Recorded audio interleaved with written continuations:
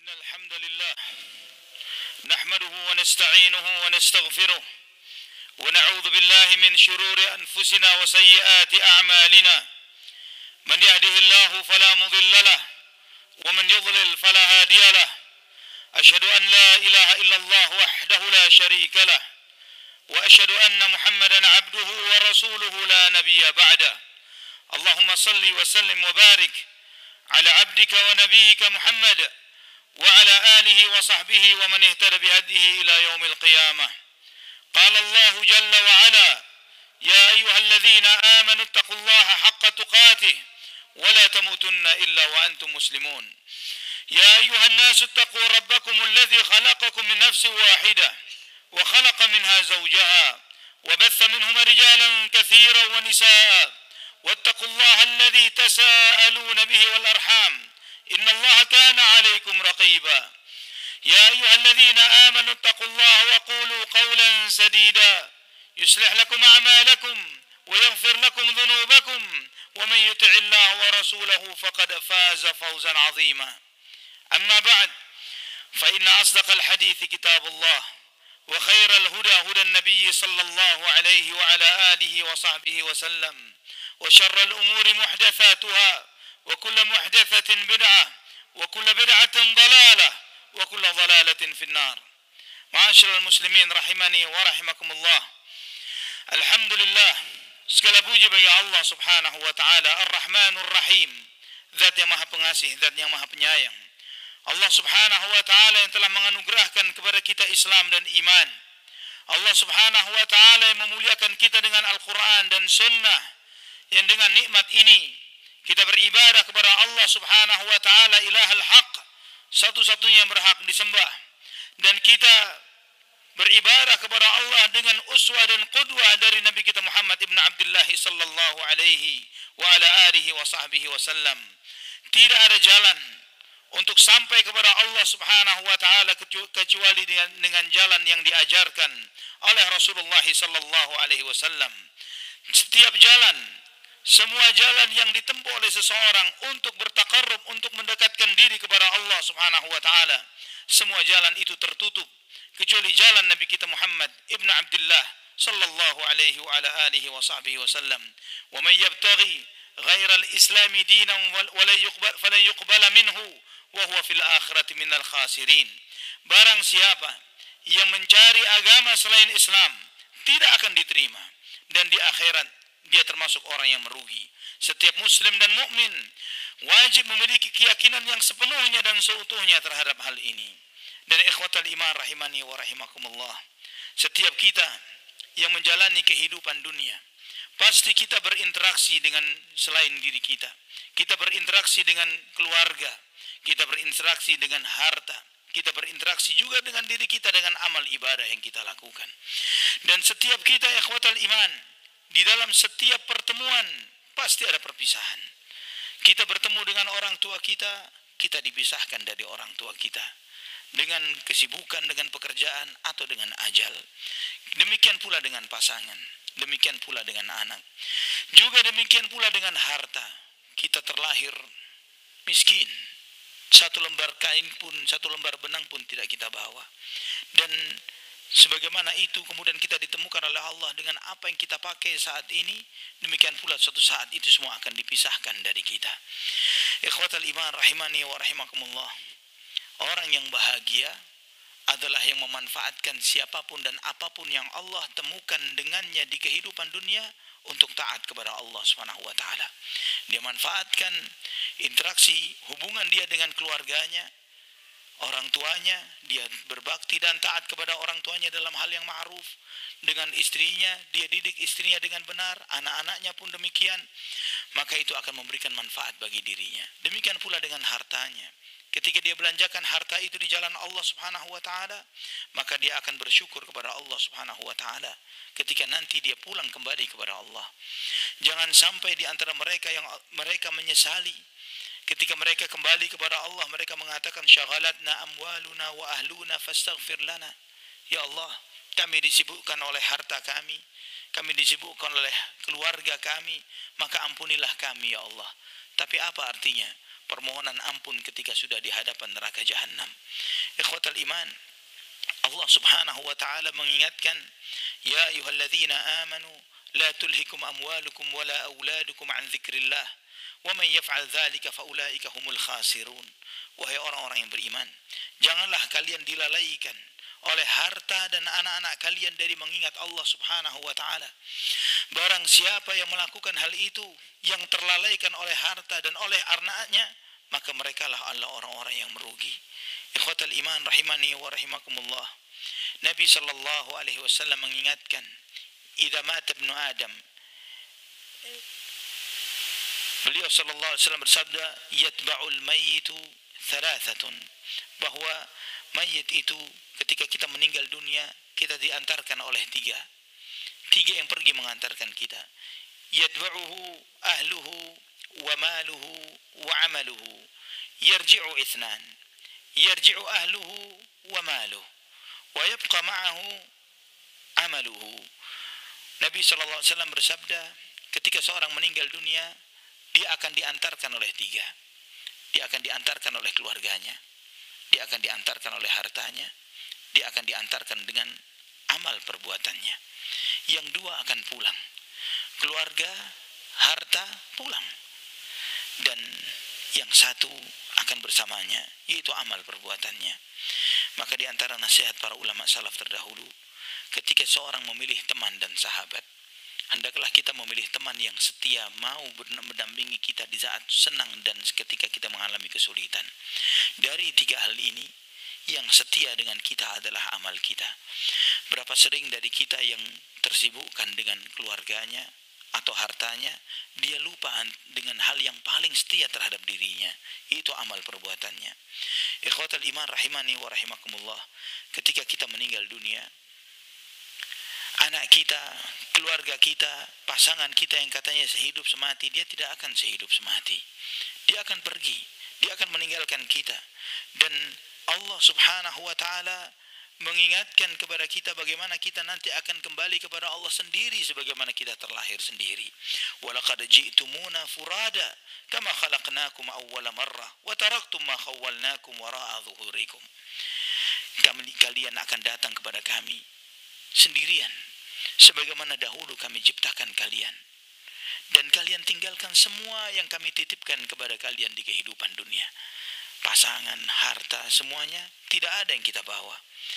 Ikhwatal iman rahimani wa rahimakumullah, ketika sebagian kita mengandalkan, nanti semoga anak saya akan memohonkan ampun untuk kita, mendoakan kita, beramal untuk kita, namun berapa banyak yang dia harapkan itu malah berkhianat terhadap dirinya. Dan Allah mengingatkan kepada kita, ya ayyuhalladzina amanu inna min azwajikum wa auladikum aduwwan lakum fahdharuhum. Wahai orang-orang yang beriman, sesungguhnya sebagian dari istri dan anak-anakmu adalah musuh bagimu. Subhanallah, bisa jadi mereka lupa untuk beristighfar untuk kita. Berapa banyak dari kita sendiri, kita melihat kepada diri kita, seberapa sering kita mendoakan orang tua kita. Seberapa sering orang tua kita yang sangat butuh saat ini dengan doa-doa kita sudah lupa karena sangat besarnya kesibukan dan tanggung jawab yang kita jalani saat ini. Kita sudah tidak sempat lagi mendoakan Rabbighfirli wa liwalidayya warhamhuma kama rabbayani shaghira. Kita sudah lupa akan hal itu. Ikhwatal iman rahimani wa rahimakumullah. Dan bahkan bisa jadi orang lain yang tidak kenal kita, sahabat kita, bukan kerabat kita, sahabat kita, bisa jadi lebih peduli, lebih care terhadap kita ketimbang keluarga kita, yang ketika mengingatnya kita masih mau mendoakannya dan lain sebagainya. Bisa jadi anak-anak kita, mereka berebut warisan kita, dan mereka sudah tidak peduli dengan bagaimana nasib kita yang mempertanggungjawabkan setiap rupiah yang kita peroleh di dalam kehidupan dunia ini. Harta, keluarga seperti itu, apalagi harta yang mengantarkan kita kendaraan kita. Jangankan kendaraan, andai kata jasad kita disanggah dengan bantal yang diambil dari rumah kita, itu pun akan dibawa pulang. Jika kita berpesan kepada anak kita, nak, nanti dompet butut ayah ini bawa ya, taruh di samping jasad abah, ya, atau kaos kaki yang biasa abah pakai kerja ini biar dipakein saja ya, dipakai. Tidak akan dituruti oleh keluarga kita. Yang paling remeh pun dari dunia tidak ada yang kita bawa. Ada seorang khalifah Ketika di akhir hayatnya menjelang wafat, dia minta tolong bawa kemari kain kafan saya. Dengan sakitnya, sakit dia tahu bahwa ini mendekati ajalnya. Dilihat kain kafan ini, diusap, dilihat, subhanallah, mali kathir, wa ma akhlufu minad dunya illa anta. Ya Allah, begitu banyak harta yang saya miliki, ternyata yang saya bawa cuma ini saja. Uffin laki minad dar. Tempat apa ini? Dunia apa kamu dunia?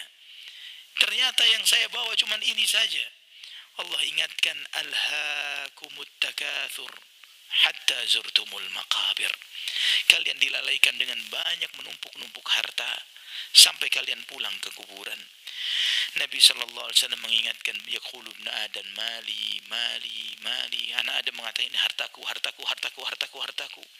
Wa ma laka min malika illa ma akalt fa afnait wa ma labist fa amdait wa ma tasaddaqt wa ma labist fa ablait wa ma tasaddaqta fa amdait. Sedangkan hartamu yang sejatinya hartamu yang sebentar lagi kamu makan, pergi. Yang pakaian yang kita pakai sebentar lagi akan berganti, rusak. Dan yang kamu sedekahkan itu yang kekal. Lebihnya saldo rekening kita, perabot yang kita tinggal, tumpukan pakaian yang kita tumpuk. Hari kita meninggal, hari itu sudah tidak ada yang kita bawa. Jangankan itu, kita sadar bahwa saldo kita pun bukan untuk kita semuanya. Berapa banyak dari itu ternyata hanya titipan sementara lagi akan transit ke rekening si fulan, ke ini dan itu, bukan hak kita. Ikhwatal iman rahimani wa rahimakumullah. Maka Nabi SAW pernah mengingatkan, ayyukum malu warithihi ahabba ilaihi min malihi. Siapa di antara kalian yang harta ahli warisnya lebih dia cintai ketimbang hartanya sendiri? Orang itu mengatakan, ya Rasulullah, ma minna min ahadin illa maluhu ahabba ilaihi. Setiap kita lebih mencintai harta kita ketimbang harta ahli waris kita. Nabi SAW bersabda, fa inna malahu ma qaddam wa malu warithihi ma akhar. Hartamu yang kamu belanjakan, yang kamu sedekahkan, yang kamu titipkan kepada Allah Subhanahu wa taala, yang kamu simpan, itu harta ahli warismu. Maka anak pernah bertemu dengan seseorang ketika dia menginginkan, anak akan tinggalkan untuk anak-anak sekian. Anak sampaikan, yang untuk antum sendiri apa yang antum tinggalkan? Ketika Allah membukakan rizki untuk antum untuk bisa beramal sekarang. Anak antum, cucu antum, cicit antum sudah ada yang atur rizkinya. Jangan terlalu memusingkan mereka sedangkan diri antum belum tentu selamat. Beramal. Karena itu yang akan setia mendampingi kita. Aqulu qawli hadha fastaghfirullah li wa lakum fastaghfiruh innahu huwal ghafurur rahim. Alhamdulillah wassalatu wassalamu ala Rasulillah wa ala alihi wa sahbihi wa man wala. Teman ketiga ikhwatal iman adalah amal kita. Dalam hadis yang sahih yang diriwayatkan oleh Al-Hakim dan disahihkan oleh Syekh Al-Albani rahimahullah di dalam Ahkamul Janaiz, beliau menyampaikan tentang bagaimana proses jenazah, perjalanan ruhnya ketika dibawa, ketika mulai dari sakaratul maut sampai dijabut dan seterusnya. Nabi SAW menceritakan bagaimana keadaan ruhnya mukmin dan ruhnya orang-orang fasik, fajir dan kafir. Ruhnya mukmin setelah mereka dikembalikan ke kuburnya dan ditanya oleh Munkar dan Nakir dan selesai menjawab pertanyaan-pertanyaan, kemudian terdengar suara an sadaqa abdi faftahu lahu baban minal jannah wa afrishuhu minal jannah. Hambaku berkata benar, bukakan pintu surga untuknya, hamparkan untuknya hamparan surga. Maka dibukakan pintu-pintu surga untuknya sampai datang cahaya dan bau harum surga masuk ke kubur orang tersebut. Kemudian ditunjukkan oleh malaikat, itu istanamu, itu yang bakal kamu tinggali, kamu akan ke sana nanti. Dihamparkan kuburnya. Saya ingin ke sana sekarang. Nanti dulu, waktumu belum waktunya. Tunggu sekarang, tunggu. Kemudian tidak lama datang seseorang, hasanul wajh, hasanul thiyab, dengan tampan, dengan wajah yang bagus, pakaian yang bagus, bau yang sangat harum. Kemudian si mukmin ini bertanya, man anta? Wajhukal wajhul ladzi yaji'u bil khair. Siapa kamu? Wajahmu wajah yang membawa kebaikan. Kamu siapa? Ana amaluka salih. Aku amal solehmu. Dulu kamu jadikan aku sahabatmu di dunia. Maka sekarang Allah perintahkan aku menjadi temanmu di sini. Dulu aku mengenalmu bergegas untuk beramal ketika ada kesempatan untuk beramal, dan lambat untuk berbuat dosa ketika ada peluang untuk berbuat maksiat. Dan Allah berterima kasih kepadamu karena perbuatanmu ini. Maka Allah pun memerintahkanku untuk menjadi temanmu. Sebaliknya orang fasik, fajir, orang-orang kafir, setelah dia gagal untuk menjawab pertanyaan munkar nakir dan diazab, diremukkan jasadnya sampai hatta takhtalifa adla'u, sampai rusuk dengan rusuk ketemu, dihimpit, dibukakan pintu neraka, ditunjukkan kepadanya bagaimana bakal azabnya. Ini belum apa-apa. Ini azab barzakh, belum apa-apa. Akhirat neraka itu lebih mengerikan lagi, yang nunggu kamu di sana lebih mengerikan lagi, lebih pedih lagi. Belum selesai dengan itu semuanya, datang orang dengan wajah yang sangat buruk rupa, dengan bau yang busuk, dengan pakaian yang buruk. Kemudian mengatakan, absyir billadzi yasu'uk, hadzal yaumul ladzi kunta tu'ad. Selamat, ini hari yang paling celaka untuk dirimu. Ini hari yang dijanjikan untukmu. Ini yang telah Allah janjikan. Maka orang ini dengan segala penderitaannya melihat orang yang seperti ini bertanya, siapa kamu? Siapa kamu? Wajahmu wajah yang membawa keburukan. Orang ini mengatakan, ana amaluka sayyi, aku amal burukmu.